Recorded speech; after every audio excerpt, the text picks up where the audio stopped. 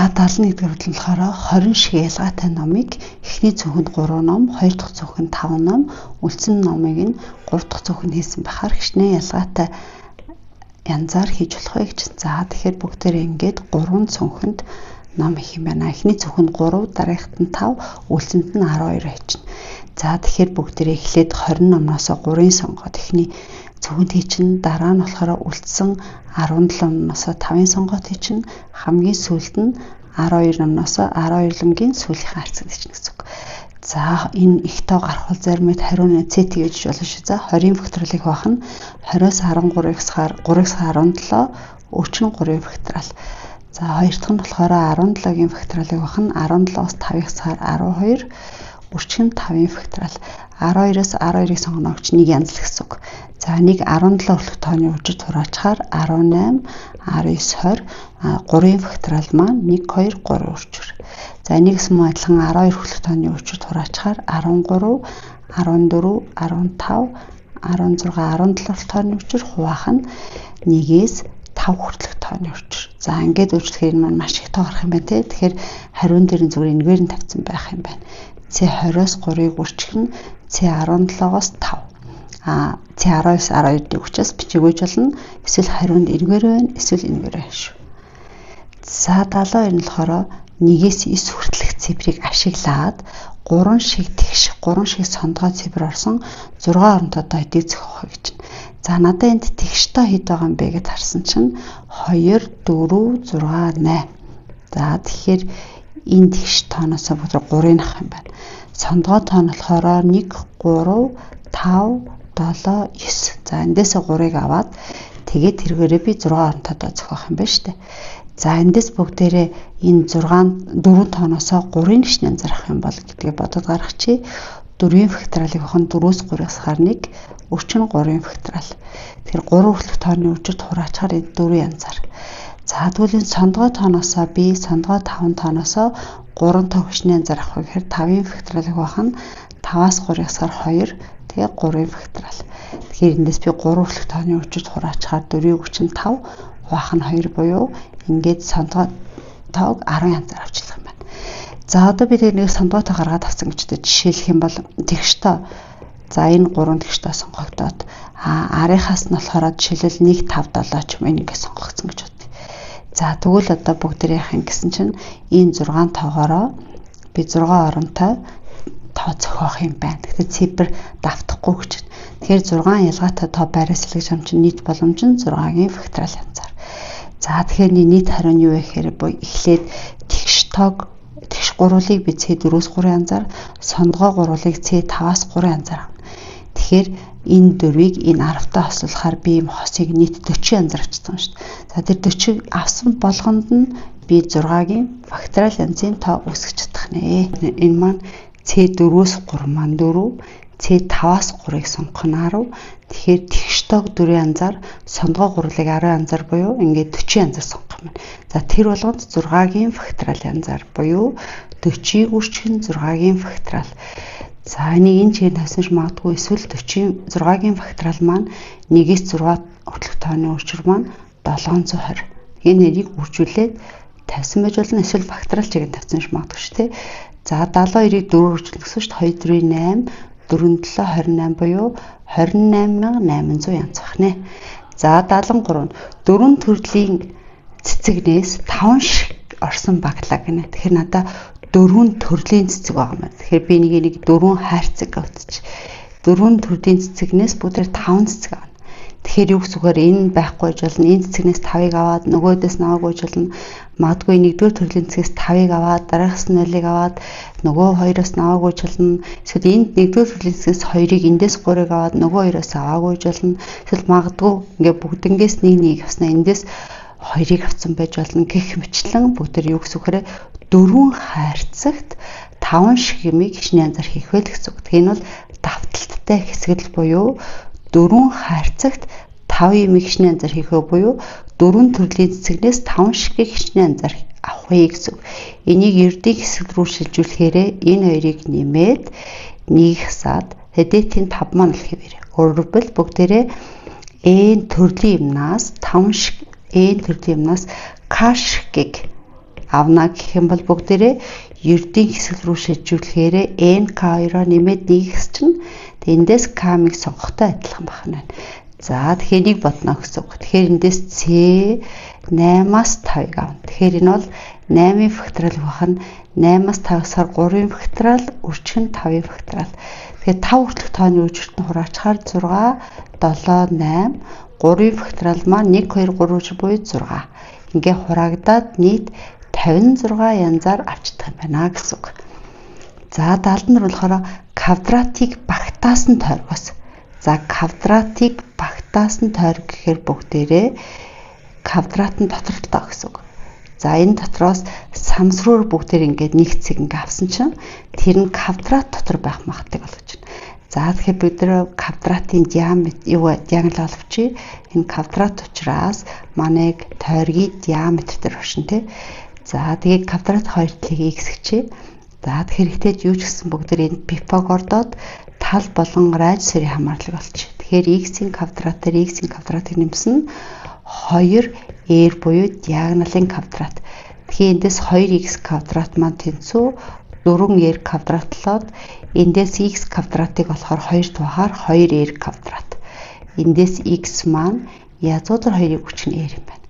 За одоо бүгдээр ясагч нийт боломж нь болохоор би энэ тойрог дотроос ингээд цэг авна. За тэгэхээр энэ дугуйн талбай нийт боломж нь. Зааш тэр нь квадрат дотор байх магадлал гэсэн чинь квадратын талбай нь манай тухайн боломж нь. За дугуйн талбайд π хүчин r квадрат манай x талтай квадратын талбай ч юм болохоор x-ийн квадрат. Тэгэхээр x квадратыг бүгдээр олсон шүү дээ 2r квадрат. Хуваах нь π хүчих нь r квадрат буюу r квадратууд нь устдаад магадлал нь π-ний 2 байна. 75 дахь болохоор нийт бүтээгдэхүүний 60%-ийг нэгдүгээр цэх, 40%-ийг болохоор хоёрдугаар цэх үйлдвэрлэхээс гадна нэгдүгээр цэхийн бүтээгдэхүүн 0.1, хоёрдугаар цэхийн бүтээгдэхүүн 0.2 магадлалтайгаар гологдол гардаг гинэ. За x1 x2-оор харгалзан 1/2-дугаар цэхийн бүтээгдэхүүн гэдгийг тэмдэглэх юм бол px1 гэдэг нь нэгдүгээр цэхийн бүтээгдэхүүн байх магадлал нь хэдвэ гэсэн чинь 100% маань 60% нэгдүгээр цэхих гэсэн. Тэгэхээр маань 0.6 гэсэн үг. За хоёрдугаар цэхих байх магадлал нь юу гэхээр нийт 100-ны 40% нь хоёрдугаар цэхих буюу 0.4 хэсэг нь хоёрдугаар цэхих. За дараа нь цаашаа унсан ч тэгвэл аагаар гологдол байх үзэгдийг тэмдэглэх юм бол энэ юу гэсэн үг гэс чинь нэгдүгээр цэхийн гологдол байх. За энэ тэг 100-ны 1 өгсөн. Энэ болохоор хоёрдугаар цэхих гологдол байх магадлал нь 100-ны 2.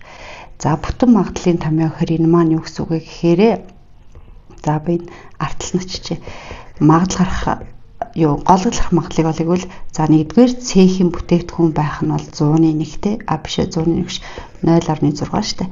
Нэгдүгээр цэхийн бүтээгдэхүүн байх нь 100-ны 60. Тэгээ энэ маань гологдол гарах нь тэг 100-ны 1 гэсэн. За хоёрдугаар цэхийн бүтээгдэхүүн байх 100-ны 40, энэний гологдол байх нь тэг 100-ны 2 гэсэн. За тэгэхээр энэ маань юу гэсэн үг гэхээр тэг 100-ны 1-ийг үржих нь энэ 0.6 юм байна. Энэ гологдол гарах магадлал нь тэг 100-ны 2, нэгдүгээрийг байх нь 0.4.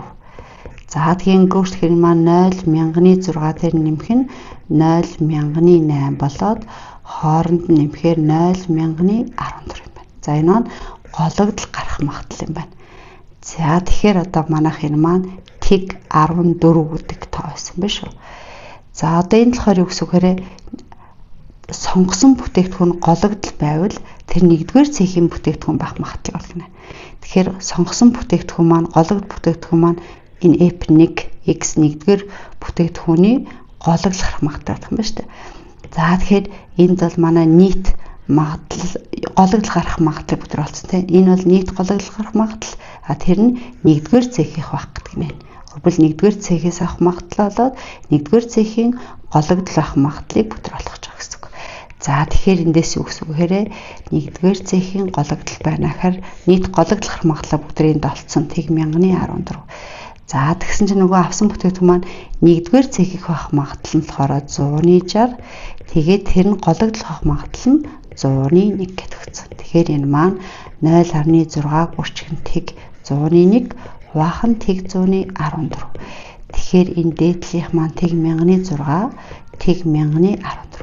Хоёулыг 1000-аар үржүүлчих. Тэгэхээр дээр нь 6, доор нь 14. Тэгээ 2 цурахаар дээр нь 3, доор нь 7. Тэгэхээр энэ 3, энэ 7 ах нэ. За даан 76. Хайрцагт эн шиг улаан, хориосх нь эн шиг цагаан бөмбөг гэсэн байна. Хайрцагаас самсруу нэг бөмбөг авч өнгийг нь тэмдэглээд буцаад их юм байна.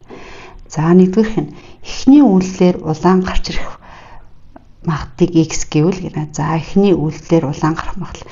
Эхний үйлдэлээрх ингээд бүгд харсан чинь хайрс эн шиг улаан, хориосх нь эн шиг цагаан бөмбөг гэдэг чинь энэ хоёрыг нэмчүүл надад нийт 20 бөмбөг байгаа юм ба штэ. За нийт ингээд 20 бөмбөгнөөс суглах боломжтой. Тэр нь улаан гарах магадлал нь n. Тэгэхээр энэ бол 20 болж тарах байна. За энэ үйлдэлийг 2 удаа давтан хийхэд гүйцэтгэхэд цагаан бөмбөг ядаж 1 удаа гарсан байх. Тэгвэл ядаж 1 удаа гарсан байх магадлалыг p гинэ. Тэгэхээр ядаж 1 удаа гарсан гэж чинь бүгдээрээ яах вэ гэсэн чинь нэгээс хасчээ.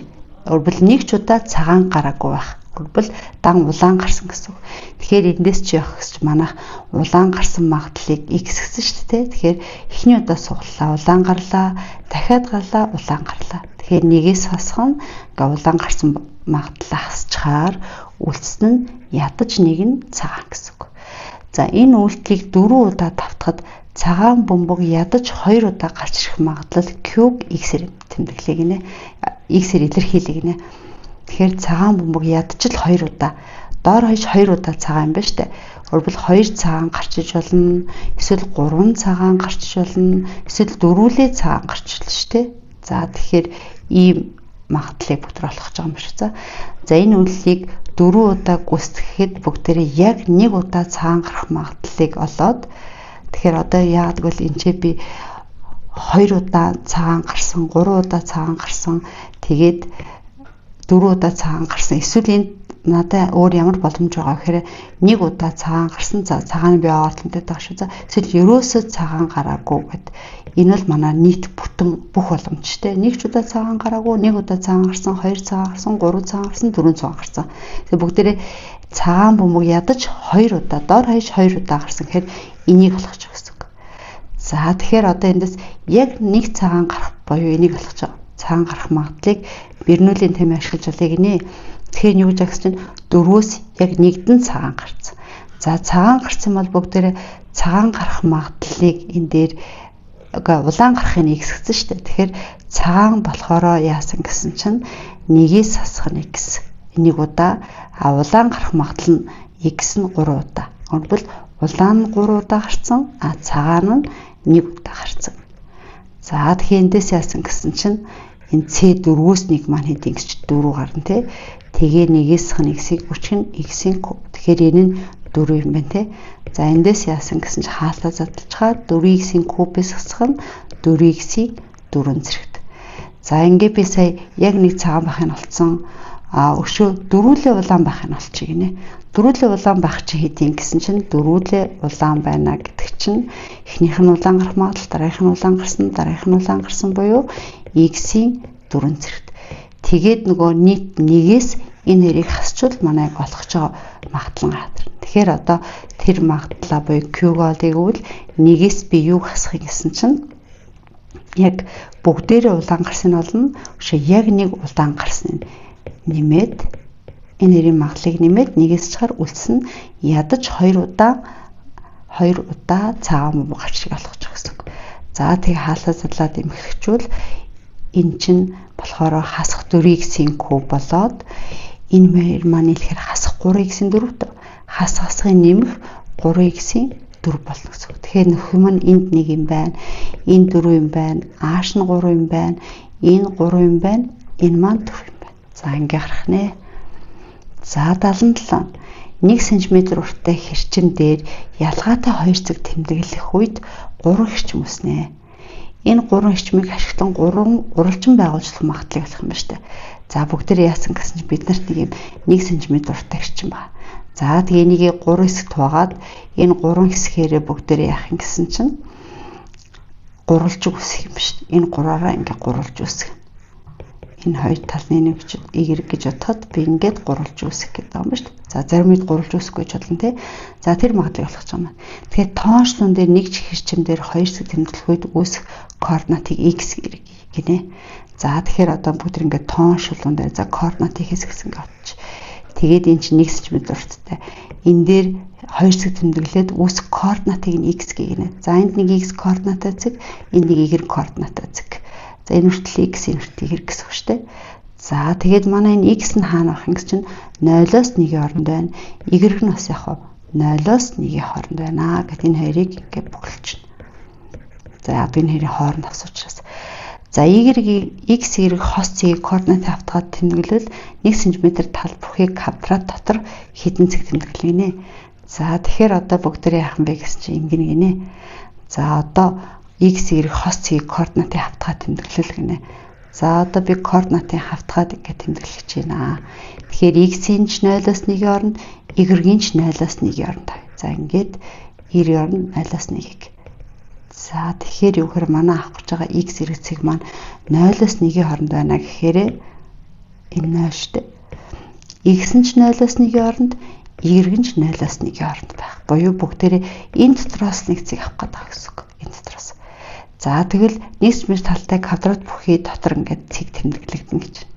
Тэгэхээр нэг чирчмээр 2 цэг тэмдэглэх боломж нь болохоор энэ 1 см талтай квадратын дотор цэг тэмдэглэхтэй адилхан гэж. Тэгэхээр одоо энэ дотор энд цэг авлаа гэхэд x нь 0-оос 1-ийн хооронд, энд цэг авлаа гэхэд y нь бас 0-оос 1-ийн хооронд гэсэн үг тийм.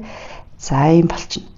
За тэгээ одоо яах вэ гэсэн чинь манайх хэрвээ y нь x-ээс их байдаг гинэ. Y нь x-ээс их гэж үзвэл манай нөгөө ийм урттай гурвалжин үсэх юм байна гинэ. За одоо би y-ийн арай их тоо шүү гэж үзчих гинэ. Тэгээ би одоо ямар гурвалж үсэх гэдэг аа гэхээр x талтаны гурвалжин, нөгөөх нь болохоор би энэ зэг болохын тулд яг y-гээс нь x гэсэн шүү дээ. Энэ нэг зай. Нөгөөт нь болохоор яасан 1-ээсээ y-ийг насч энэ зай. Тэгэхээр одоо манайх 1-р тал нь x, 2-р тал нь болохоор юу юм гэсэн чинь y-гээс энэ x-ийг хасчих байгаа. За тэгэхээр y-гээс x. 3-р тал нь болохоор юу юм гэсэн чинь би энийг олохын тулд 1-ээсээ y-ийг хасчих. Тэгэхээр энэ маань 1-ээс y. За ингээд гурвалжин маань ийм урттай гурвагчмөр үснэ. За одоо энэ гурвалжны тэнцвэр чинь гинэ. Хэрвээ манай одоо энэгээр гурвалжин ингээд үүсэх юм бол нэг тал нь x, нөгөө тал нь y-гээс x, 1-ээс y гэсэн талтай гурвалж үүсэх нь шүү дээ. Гэтэл энэ гурвалжин маань гурвалжны тэнцвэр шиг биелүүлнэ гэдэг бол за гурвалжны тэнцвэр шиг би энийг сануулчих. За надаа ингээд нэг a b c талтай гурвалжин байлаа гэж үү. Тэгвэл бүгдээрээ энэ цэгээс энэ хүрэх. Энэ цэгээс ингэж очих хоёрын нийлбэр буюу A, B нийлбэр нь заавал C-гээс их байна. Яг энэ шиг B, C-ийн нийлбэр нь A талаас их байна. Өшөө бүгдээрээ A, C-ийн нийлбэр нь B-гээс их байна. Гурвалжны аль хоёр талын нийлбэр нь гурав талаасаа их байх хэвээр. За энэ гурвалжны тэнцвэр шинж бичиж. За манай X тал нь яасан гэсэн чинь энэ хоёр талыг нэмснээс их. Даана энэ талыг авчи. Энэ тал маань нөгөө хоёр талыг нэмснээс бага. За сүүлчийн 1-ээс y талыг авахад нөгөө хоёр талыг нэмснээс бага байх ёстой гэд гурвалжны тэнцвэр бичиж. За одоо энийг бүгдээр эмхтгэе. За энийг эмхтгэхэр болох юм гэсэн чинь за одоо x нь гэчээд хаалт задлуул y-гээс хань x нэмхийн 1-ээс нь хэрэг. За энэ болохоор y-гээс хань x нь x гэд бүгдээр нөгөө хаалтын задлаад эмхтгээ тавьчих. 1-ээс хань y болж байна. Энэ болохоор 1-ээс хань y нь x дээр нэмэх нь y хасах нь гэсэн. За тэгмүүд энэ хоёр хураагтчихна. Эндээс манай x урагшаа гаргачаар 2x нь 1-ээс бага. За энэ болохоор хасах 2-оо ийшээ гаргачаар чинь нэмэх 2 болоод x-ийн хаашаа гарахаар 2x нэмэх 1. За энэ болохоор y-ийг энэ хоёр нь хураагч байгаа маань y-ийг нөгөө тишээ гаргачаар 2y. За энийг эмхтгэхээр x нь 0.5-аас бага. Энийг бүгдийг 2-т бац юм байна. Ингээд 0.5. За энэ болохоор y нь 1-ийг ухах нь 2 буюу 0.5-аас их. Тэгэхээр энэ бол 5 эдэн дандаа 5-ын 5 юм шүү. За ийм систем үүснэ гэж.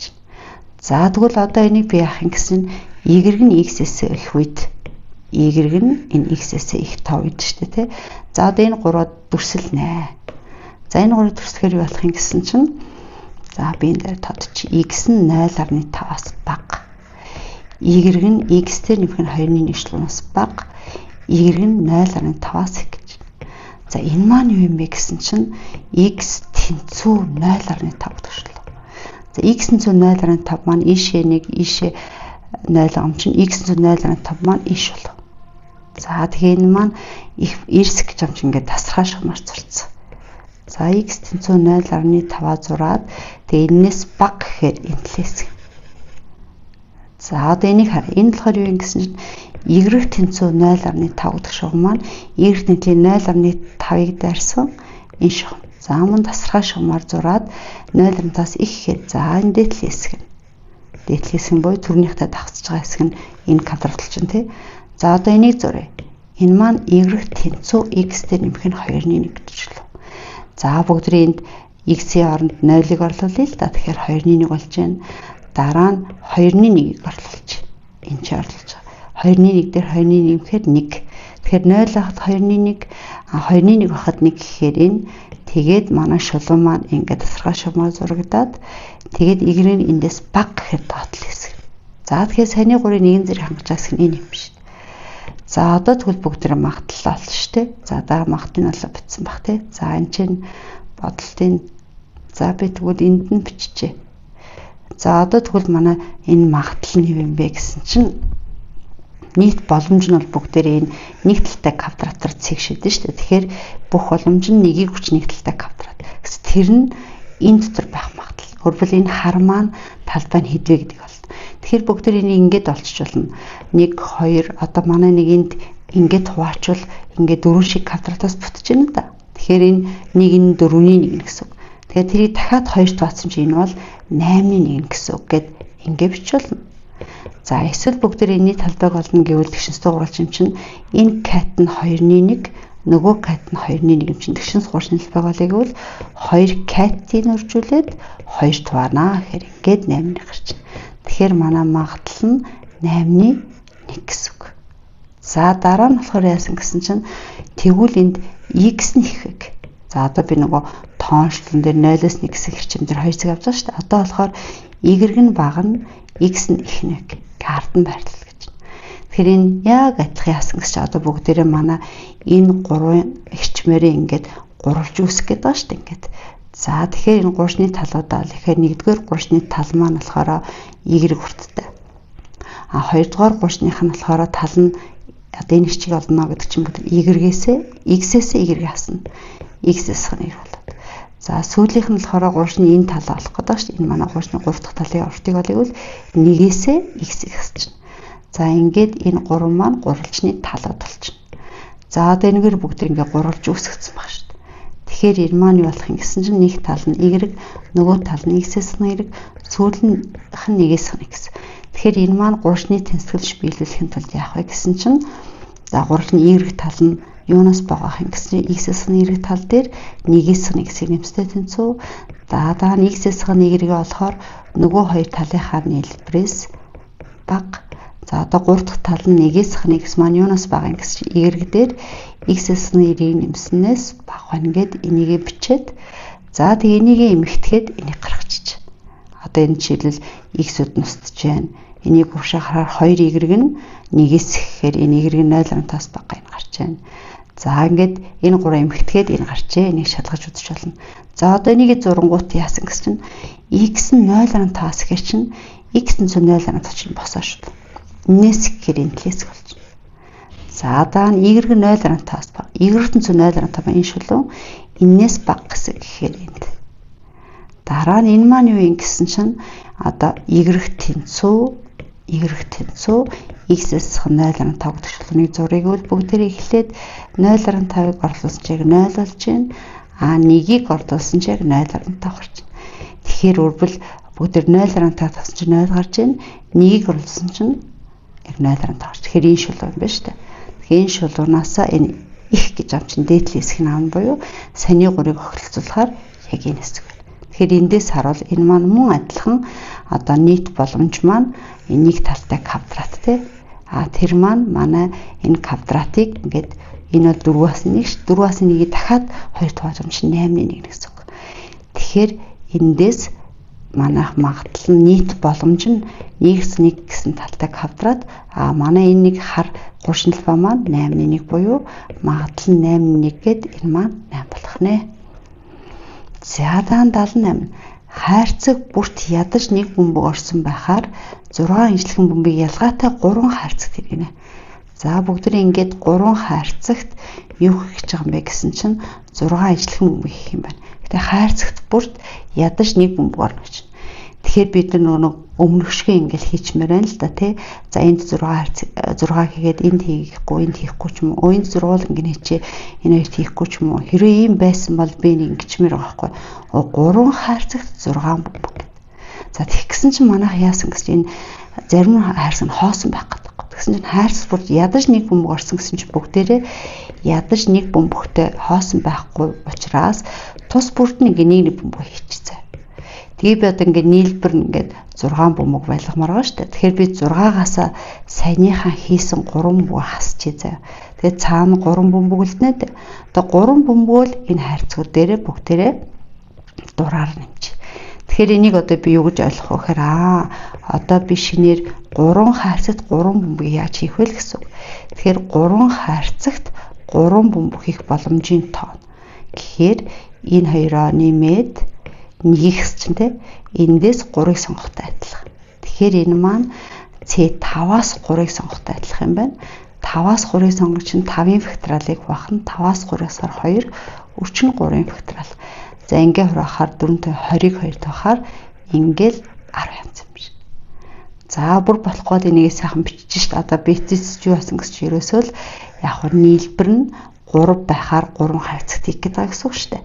Тэгээ би ингээл 3 0 0 байж болно. Эсвэл энэ 3 байж болно тий. Эсвэл энд нь 3 л байж болно шүү дээ. Эсвэл 2 1-ээр нь хийнэ.